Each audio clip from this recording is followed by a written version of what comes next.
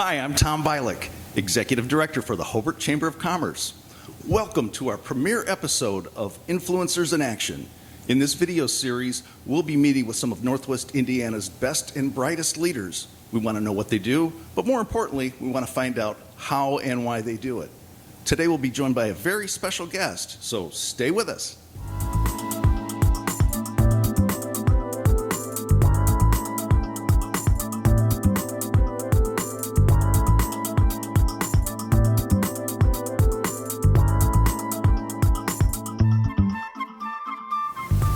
Welcome back to Influencers in Action. We're pleased today to be joined by Hobart's #1 influencer, the Honorable Brian Snedecor, Mayor of Hobart.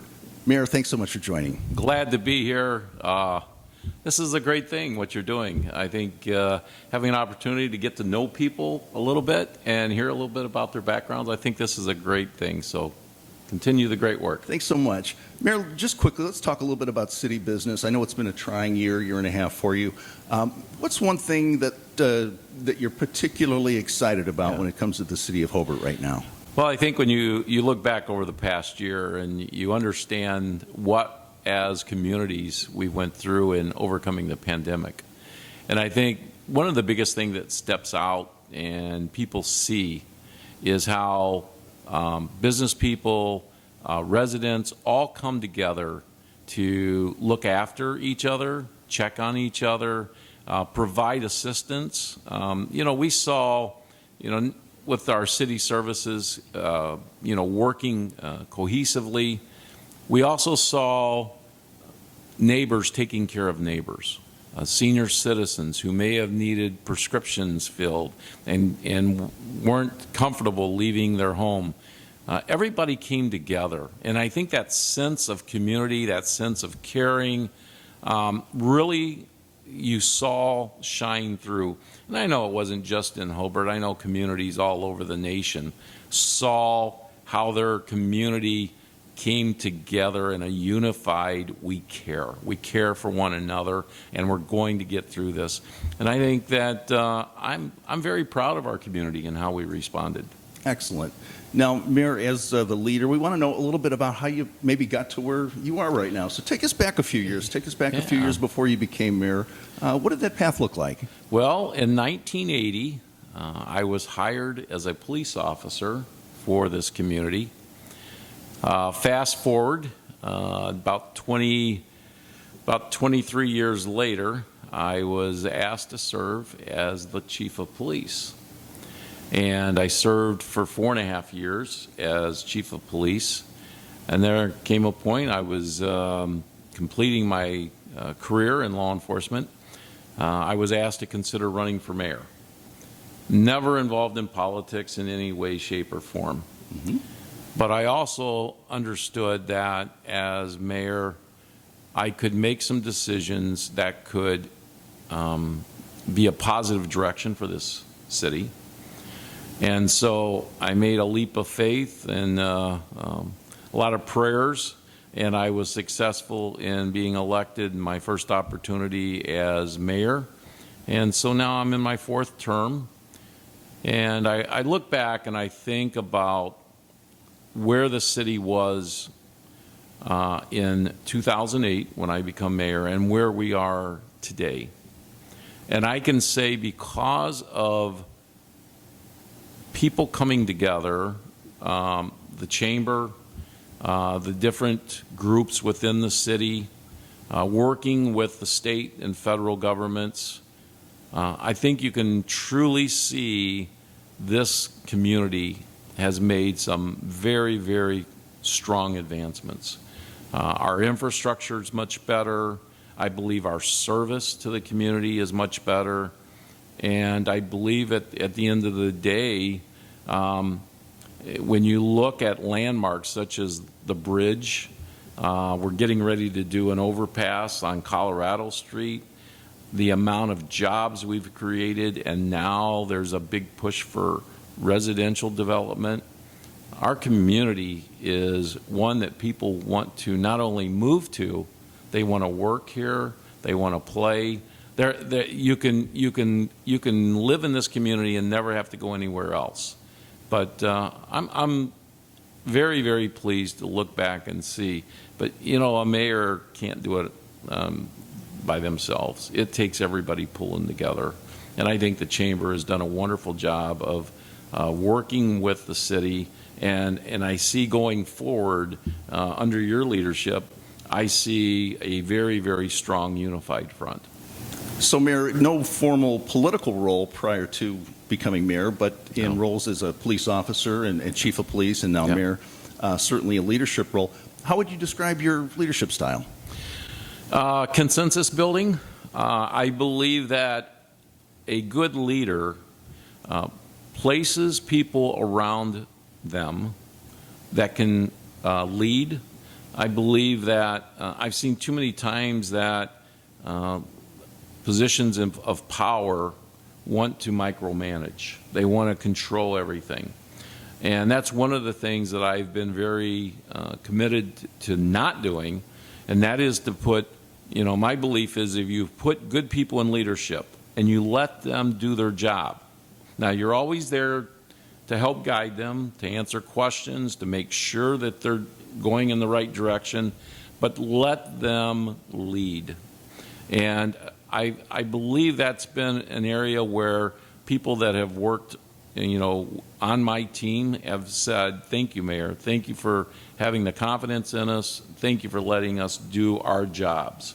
And I really believe that is a key to good leadership, is surrounding yourself with good people. You know, sometimes I'll get a call or somebody will say something, or the media about, you know, the mayor doing this or the mayor doing that, and I have to remind them sometimes it's really not the mayor. Mm-hmm. The mayor is the manager of the people around him, but it's those people on the front lines that are really making things happen. So. Excellent. So that certainly sets a good example for those around you. What about yourself? Do you have any role models or maybe a personal hero, someone that you've tried to not necessarily mimic, but maybe mirror some of their qualities? Well, this may seem kind of quirky. My father. My father was a business person. He worked in insurance all of his life, basically. And I saw a man who stood by his convictions, stood by his morals, sometimes maybe to the indifference of people over him, but he was not afraid to stand true to his beliefs. He was a very dedicated Christian, and that always ruled his decisions. And if there was a clashing of that, he always stayed true to his convictions as a Christian. And you know, I look back and I used to think if I could just be just an inkling of the man he was, and this day I still feel that way, that if I could just continue to try to strive to be like my father, then at the end of the day, hopefully I'll be successful.